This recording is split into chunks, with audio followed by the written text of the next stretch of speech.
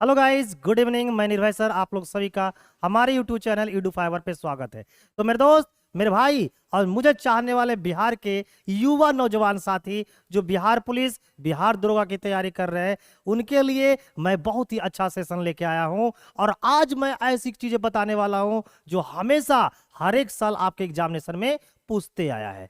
तो जल्दी जल्दी से कमेंट करके आप बताओ कि क्या आप क्लास के लिए तैयार हो। तो तैयार हो तो मैं जल्दी से सेशन को क्या कर देता हूं, स्टार्ट कर देता हूं। और बहुत ही बेहतरीन सेशन है, इसलिए वीडियो को शुरू से अंत तक देखना, क्योंकि आज बहुत मस्त, जबरदस्त, जिंदाबाद, झकास और उम्मीद से कहीं ज्यादा अच्छा बताने वाला हूं। तो चलिए वीडियो को क्या करते हैं, चलिए आज की सेशन को क्या करते हैं, स्टार्ट करते हैं। और देखिए, ये रहा आपके स्लाइड का पहला क्वेश्चन। पहला क्वेश्चन है कि प्रकाश वर्ष किसका एकक है। तो बताइए मेरे दोस्त, किसका एकक है। एकक का मतलब होता है यूनिट, यानी कि इकाई। तो प्रकाश वर्ष किसका इकाई है, इसके बारे में आपको बताना है। पहला ऑप्शन है समय का, दूरी का, वेग का, या इनमें से कोई नहीं। तो जल्दी से बताइए किसका इकाई है। तो ये है आपका प्रकाश वर्ष जो होता है वो दूरी का इकाई होता है। प्रकाश के द्वारा साल भर में जितनी दूरी तय की जाती है, प्रकाश के द्वारा साल भर में जो तय की गई दूरी जाती है उसे बोलते हैं हम लोग प्रकाश वर्ष। और प्रकाश वर्ष से हम लोग दूरी को मापते हैं। आइए जरा सा प्रकाश वर्ष से कुछ हम रिलेटेड चीजें को समझते हैं। ये देखिए प्रकाश वर्ष है। पहला क्वेश्चन यहां से बन के आता है कि प्रकाश वर्ष किसकी इकाई है। अगर आपसे ये पूछा जाए कि प्रकाश वर्ष किसकी इकाई है, तो यानी कि इसकी मात्रक क्या, प्रकाश वर्ष किसकी मात्रक है, तो आपको आंसर देना है, क्या देना है, दूरी का। ठीक है मेरे दोस्त। अब आपसे पूछा जाएगा कि एक प्रकाश वर्ष बराबर कितना होता है। एक प्रकाश वर्ष बराबर कितना होता है, तो आपको बताना है 9.46 इंटू 10⁻15 मीटर होता है। लेकिन अगर यही चीज किलोमीटर में बताना रहे तो 9.46 इंटू 10⁻12 किलोमीटर हम लोग बताएंगे।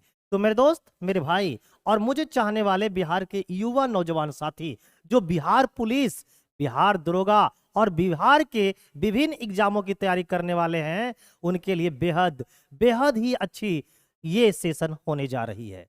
तो आप लोग को पता है ना कि बिहार में स्टेनोग्राफर का भी वैकेंसी आ चुकी है ना। तो नो लेट नो बेट, अप्लाई ऑनलाइन भी होना क्या हो चुका है, स्टार्ट हो चुका है। जल्दी जल्दी से अप्लाई भी आप लोग कर दीजिए, क्योंकि मैं उसका भी क्लास आप लोग को फ्री में करवाने वाला हूं। तो यहां से पहले क्वेश्चन का आंसर निकलकर आ गया।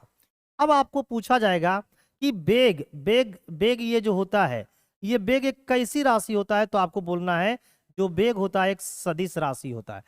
बेग जो होता है वो एक सदिश राशि होता है ना मेरे दोस्त।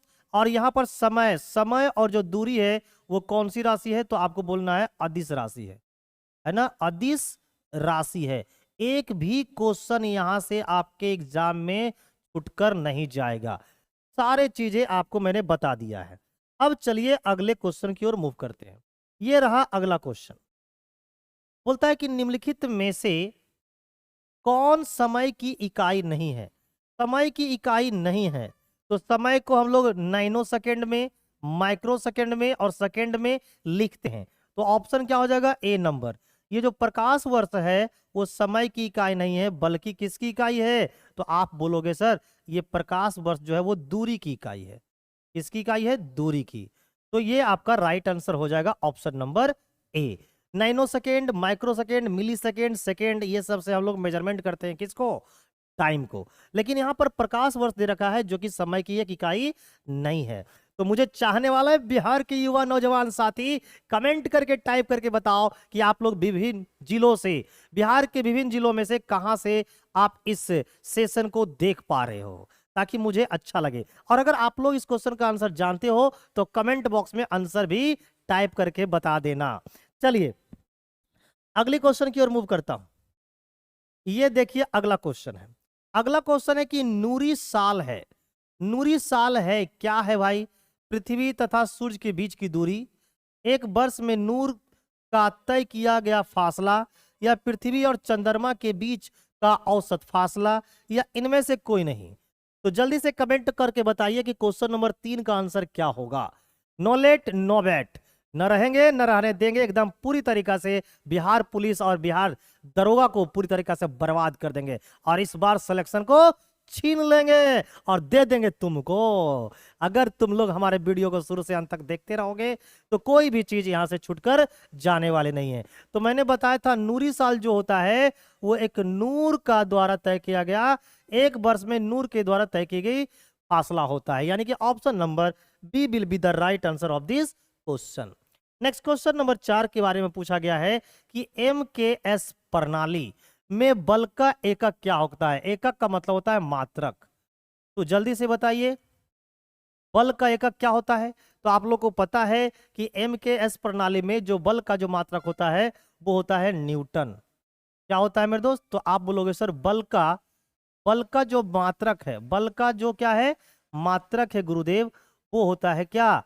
तो आप बोलोगे सर वो तो होता है न्यूटन होता है, ठीक है ना। लेकिन अगर मैं एक आपसे पूछ लूं कि 1 न्यूटन बराबर कितना डाइन होता है, तो आप लोग बोलिएगा 10⁵ डाइन होता है। 1 न्यूटन बराबर होता है 10⁵ डाइन होता है। ये तो हुआ MKS पद्धति के अनुसार। लेकिन एक होता है CGS प्रणाली के अनुसार। CGS प्रणाली का होता है किलोग्राम मीटर पर सेकेंड स्क्वायर। ये भी होता है आपका न्यूटन यानी कि बल का मात्रक। CGS पद्धति में होता है किलोग्राम मीटर पर सेकेंड स्क्वायर और MKS पद्धति में हम लोग न्यूटन बोलते हैं। और 1 न्यूटन के बराबर होता है 10⁵ डाइन। तो MKS प्रणाली में बल का एक ऐसा मात्रक क्या होगा। तो राइट आपका आंसर हो जाएगा option number B will be the right answer of this question. तो नो लेट नो बैट। चलते हैं सीधे क्वेश्चन नंबर 5 पे। ये रहा क्वेश्चन नंबर 5। बोलता है एंगस्ट्रॉम डॉट डॉट को अभिव्यक्त करने की इकाई है। ये देखिए एंगस्ट्रॉम जो होता है, ये जो हमारा एंगस्ट्रॉम है ये किसको व्यक्त करता है। एंगस्ट्रॉम जो होते हैं वो क्या होता है। तो इसको हम लोग शॉर्ट में लिखते हैं A के पावर में इस प्रकार से, इसको एंगस्ट्रॉम पढ़ा जाता है। और ये जो एक एंगस्ट्रॉम होती है ना वो 10⁻10 मीटर के बराबर होता है। एक एंगस्ट्रॉम बराबर क्या होता है 10⁻10 मीटर। और बताओ मीटर से हम लोग किसको लिखते हैं। तो आप लोग बोलोगे सर मीटर को हम लोग लंबाई को लिखते हैं, लंबाई को। तो बताओ यहाँ पर जो एंगस्ट्रॉम है वो किसको अभिव्यक्त करने की एक इकाई है। तो आप बोलोगे सर लंबाई को अभिव्यक्त करने की इकाई है। तो इस प्रकार मेरे बच्चे, मेरे दोस्त, मेरे भाई, मेरे चाहने वाले बिहार के युवा नौजवान साथी, इस क्वेश्चन का जो राइट आंसर होगा वो क्वेश्चन का जो राइट आंसर होगा वो क्या होगा, सी होगा। यानी कि एंगस्ट्रॉम जो है वो लंबाई को अभिव्यक्त करने की एक क्या है, इकाई है। तो इस प्रकार इस क्वेश्चन का जो राइट आंसर है वो आपका सी हो गया। नेक्स्ट क्वेश्चन नंबर हम लोग 6 पे चलते हैं। बोलता है कि एक बार बराबर होता है। एक बार बराबर क्या होता है। ये बार क्या है। तो आपने सुना होगा दाब। दाब बोले तो प्रेशर। ये प्रेशर यानी कि दाब। दाब का जो एसआई मात्रक है ना, एसआई मात्रक, उसका मतलब होता है पास्कल। दाब का एसआई मात्रक क्या होता है, पास्कल होता है। दाब का जो एसआई मात्रक होता है वो क्या होता है, पास्कल होता है। अब बताओ तो यहां पर है एक बार। तो एक बार बराबर होता है 10⁵ पास्कल। क्या होता है 10⁵ पास्कल। तो याद रखना है कि दाब का जो एसआई मात्रक क्या होता है, पास्कल होता है, ठीक है ना। और एक बार बराबर होता है 10⁵ पास्कल। तो यहां से पूछा गया कि एक बार बराबर होता है क्या होता है, 10⁻⁻5 pascal, 10⁻7 pascal, 10⁵ pascal. Yes 10⁵ pascal will be the right answer of this question. तो क्वेश्चन नंबर 6 का जो आंसर हो जाएगा वो आपका सी हो जाएगा। क्या हो जाएगा, सी हो जाएगा। कितने क्वेश्चन अभी तक आप लोग का सही हुआ है कमेंट बॉक्स में ये भी टाइप करके जरूर बताना है, क्योंकि मैं करने वाला हूं क्या, बर्बाद। इस बार सिलेक्शन छीन लेंगे बिहार से और आपको जरूर देने की कोशिश करेंगे। क्वेश्चन नंबर 7 में बोला गया है कि ल्यूमेन किसका मात्रक होता है। ल्यूमेन प्रकाश मिति का, तरंगदैर्घ्य का, ज्योति फ्लक्स का, या इनमें से किसी का नहीं, इनमें से कोई का नहीं। तो जो ल्यूमेन है ना वो ज्योतीय फ्लक्स का एसआई मात्रक होता है, इसलिए इस क्वेश्चन का राइट आंसर क्या हो जाएगा? Option number C will be the right answer of this question. धीरे धीरे से मेरे जिंदगी में आना, धीरे धीरे से इस क्वेश्चन का जवाब देना। चलिए क्वेश्चन नंबर 8, यहां पर लिखा हुआ है ज्योति तीव्रता का मात्रक है। ज्योति तीव्रता का मात्रक क्या होता है? न्यूटन, कैंडिला, लक्स या नेपियर? तो यार ज्योति तीव्रता बोला, जो ज्योतीय तीव्रता का ऐसा मात्रक क्या होता है? कैंडला। यानी option number B will be the right answer of this question. Clear है? चलिए क्वेश्चन नंबर हम लोग 9 की ओर लेते हैं। नेक्स्ट क्वेश्चन नंबर 9 बोला कहता है कि कैंडिला मात्रक है। देखिए पिछला क्वेश्चन यानी क्वेश्चन नंबर 8 जो है और क्वेश्चन नंबर 9 दोनों एक दूसरे का क्या है? रेसिप्रोकल है, यानी कभी उसको पूछा तो कभी उलट के पूछा। तो बताइए ज्योति तीव्रता किसका ऐसे मात्रक होता है? तो ज्योति जो सॉरी कैंडला किसका ऐसे मात्रक होता है? ज्योति तीव्रता का। यानी इस क्वेश्चन का राइट आंसर हो जाएगा option number D will be the right answer of this question. Comment box में टाइप करके बताओ क्या मजा आ रहा है कि नहीं? जल्दी जल्दी से कमेंट करके बताओ क्या मजा आ रहा है। और जीने का है 4 दिन बाकी है बेकार दिन। जल्दी जल्दी से बताओ कमेंट करके मजा आ रहा है कि नहीं तुम्हें। चलिए चलिए क्वेश्चन नंबर 10 पे आते हैं। सयनता की एसआई मात्रक है। सयनता की एसआई मात्रक क्या होता है भाई? तो सयनता का एसआई मात्रक है पॉइज, पास्कल, पाइजूली या इनमें से कोई नहीं। तो इसका जो राइट आंसर होगा वो ऑप्शन नंबर सी होगा, यानी कि पॉइजूली। तो याद रखना सयनता की एसआई का क्या होता है? पॉइजूली होती है, यानी option number C will be the right answer of this question. Next question number 11 कहता है कि प्लांक नियतांक h की बीमा समान होती है। तो जो प्लांक नियतांक यानी जो h है इसकी जो इकाई है वो किसकी समान होती है ये आपको बताना है। ऑप्शन में है कोणीय संवेग की, ऊर्जा के, संवेग की या आवृत्ति के। जल्दी से कमेंट बॉक्स में टाइप करके बताइए कि what will be the answer of this question. मेरे दोस्त, मेरे भाई और मुझे चाहने वाले बिहार के युवा नौजवान साथी जो बिहार पुलिस, बिहार दरोगा और बिहार के विभिन्न एग्जामों की तैयारी कर रहे होंगे उनके लिए इस क्वेश्चन है। जल्दी से बताइए। तो इसका जो राइट आंसर होगा वो ऑप्शन नंबर ए हो जाएगा, यानी कि कोणीय समवेग की इकाई है जो होती है वो प्लांक्स नियतांक के समान होती है। यस, क्वेश्चन नंबर 12 लिखा गया है कि किलोवाट घंटा किसकी इकाई है? ऑप्शन है शक्ति की, ऊर्जा की, आवेग की, बल की। आइए जरा से इस पे बात करते हैं। 1 kWh इसे बोलते हैं 1 किलोवाट घंटा। ये 1 किलोवाट घंटा जो है सबसे पहले जानते हैं किसकी इकाई होती है? तो आप जान लो आज, ये होती है ऊर्जा की इकाई, है ना। किसकी इकाई होती है? ऊर्जा की इकाई होती है, ऊर्जा की इकाई होती है। अगली बात समझना है कि 1 किलोवाट घंटा बराबर कितना होता है? तो होता है 3.6 इंटू 10⁶ जूल। और 1 किलोवाट घंटा को ही हम लोग बोलते हैं क्या? 1 यूनिट। 1 यूनिट। और किलोवाट घंटा क्या है? तो आप बोलोगे सर एक व्यापारिक मात्रक है,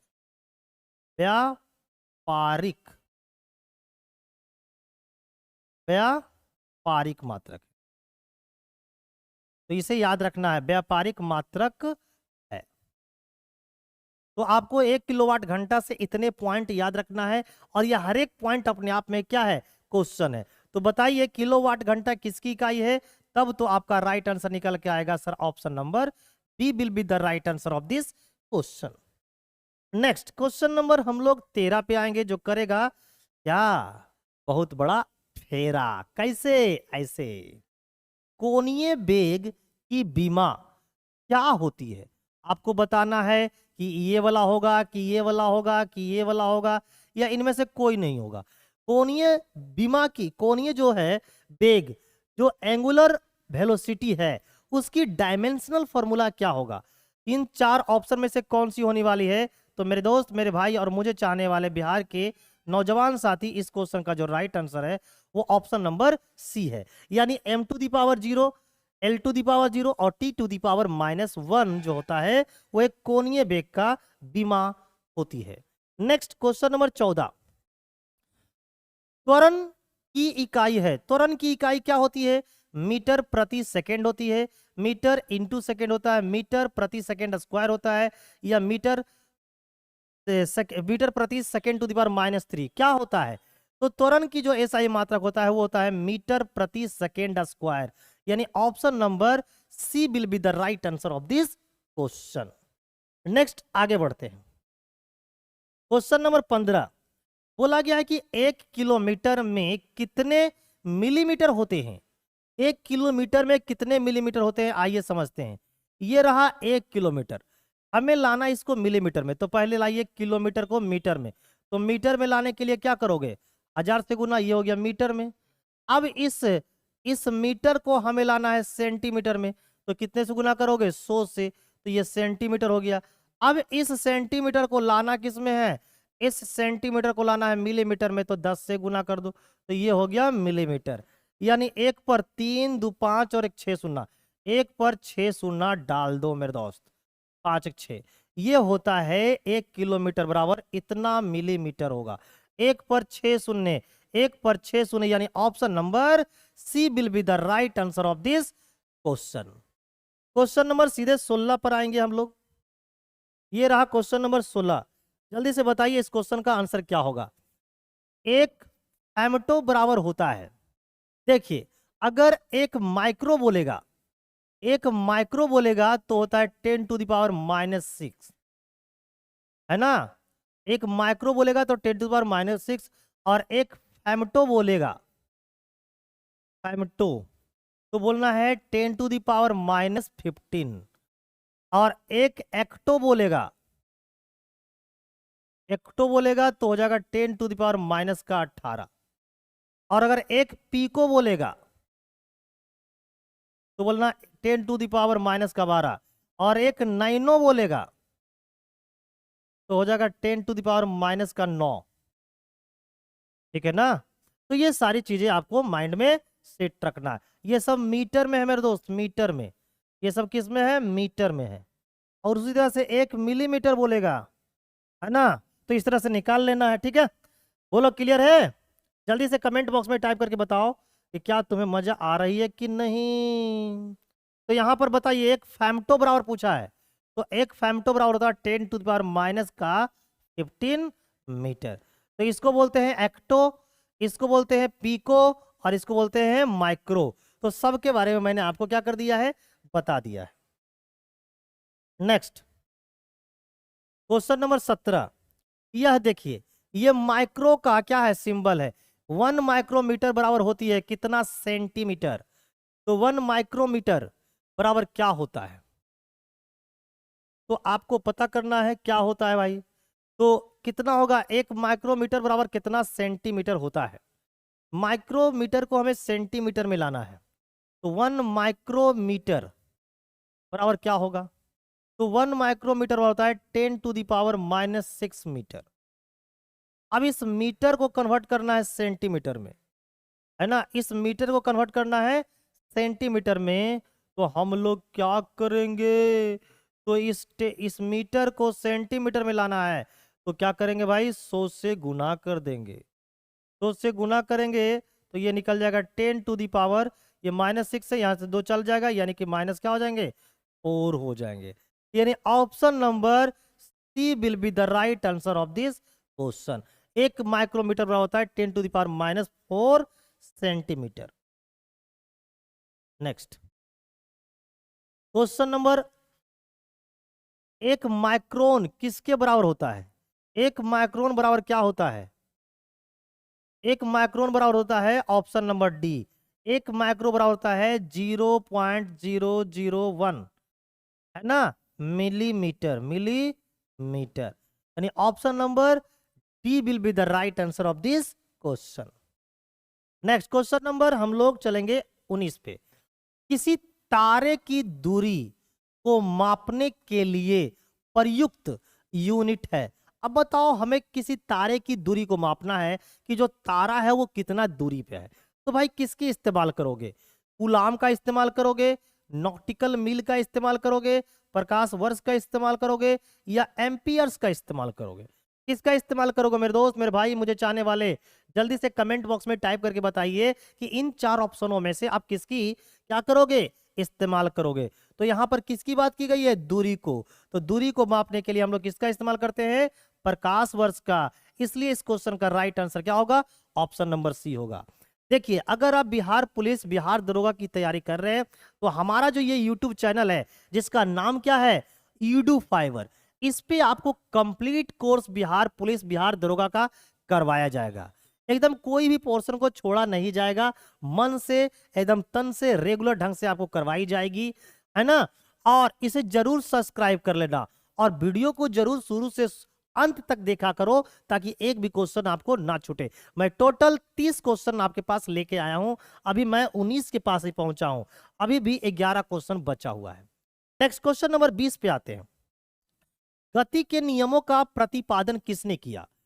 आर्किमिडीज, न्यूटन, आइंस्टीन या डार्विन? देखिए, गति का जो नियम दिए थे, गति का जो नियम है वो सबसे पहले गैलीलियो ने दिया था, लेकिन न्यूटन साहब ने उसको सही ढंग से सजाकर व्यवस्थित ढंग से बोलने का काम किया था। इसलिए न्यूटन का जो नियम का प्रतिपादन किया था उसका जो श्रेय है वो न्यूटन को दिया जाता है। इसलिए इस क्वेश्चन का जो राइट आंसर है वो option number B will be the right answer of this question. Question number 21 पे आते हैं मेरे दोस्त।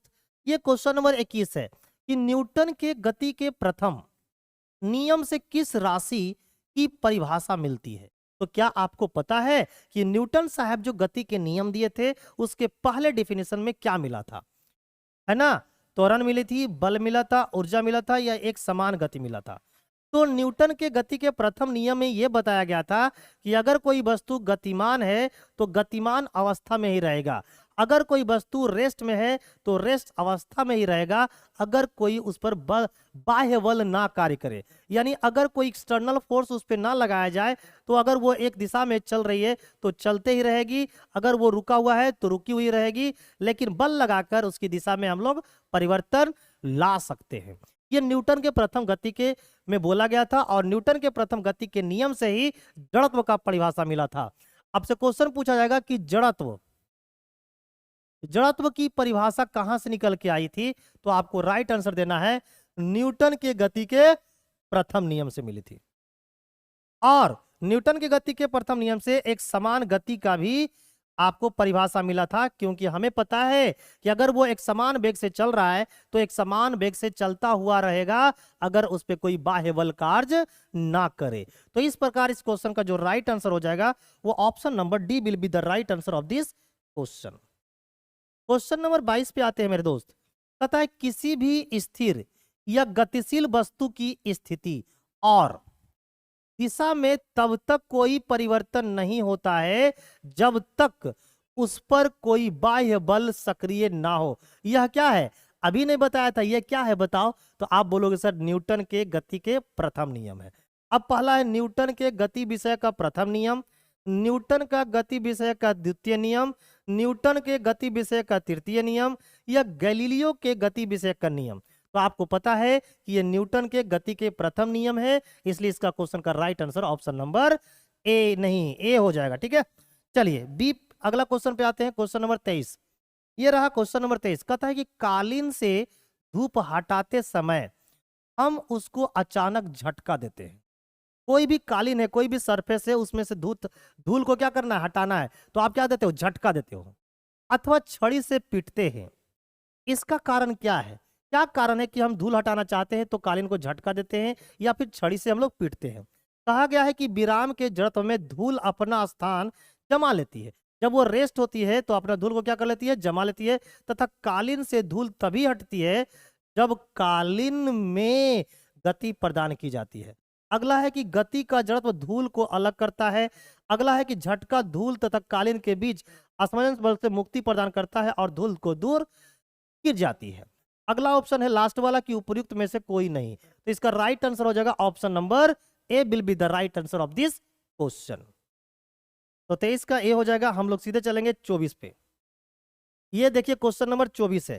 कहा गया किसने कहा है एक पिंड विराम अवस्था में है तब तक रहेगा जब तक कि बाहरी बल पिंड पर कार्य नहीं करता है। ये किसने बताया था? आइंस्टीन ने, आर्किमिडीज ने, गैलीलियो ने या न्यूटन ने? तो आप लोग बोलोगे सर ये तो न्यूटन बताया था, इसलिए इसका राइट आंसर क्या होगा? ऑप्शन नंबर डी होगा, है ना। सीधे पढ़ाई करेंगे, नो बकवास करेंगे और लगा देंगे आग पानी में और उड़ा देंगे बिहार पुलिस और बिहार दरोगा को तूफानी में। कहता है कि एक गतिशील बस में अचानक ब्रेक लगाने से सवारी आगे की ओर झुक जाते हैं।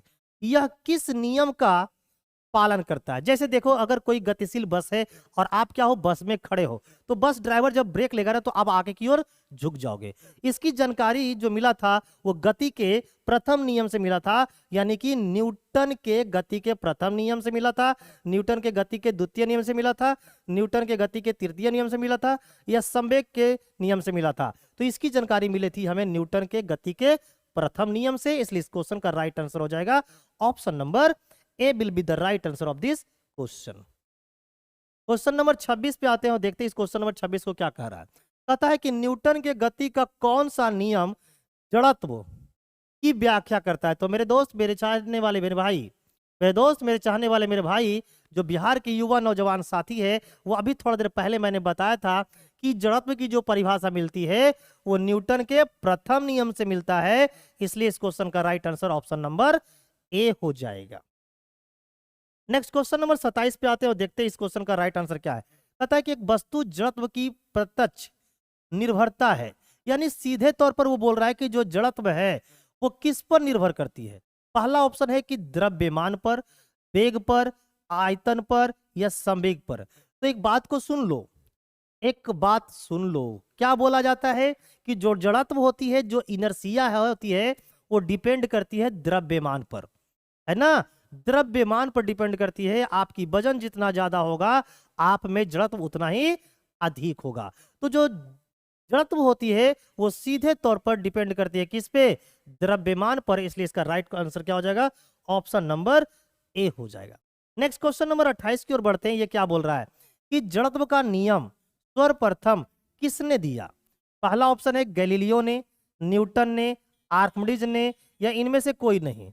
तो जड़त्व की जो परिभाषा है वो न्यूटन के प्रथम नियम से निकल कर आई है, इसलिए जो जड़त्व का नियम सर्वप्रथम देने का काम किया वो किसने किया है? न्यूटन ने दिया था, इसलिए इस क्वेश्चन का राइट आंसर होगा option number B will be the right answer of this question. Next question number 29 पे आते हैं।